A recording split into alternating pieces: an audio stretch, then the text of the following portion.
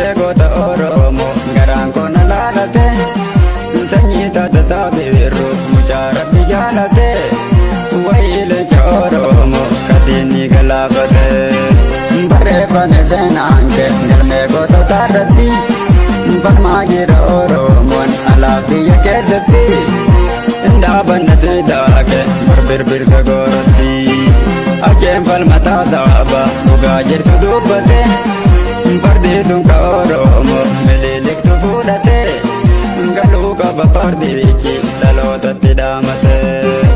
osooma waliin jirru Haccee maanu deessite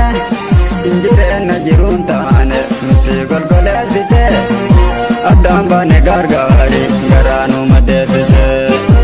akkaatiin awwaalaanne birraanuu fageessanii alaabaan tanaaf taanya ittiin si gaggeessanii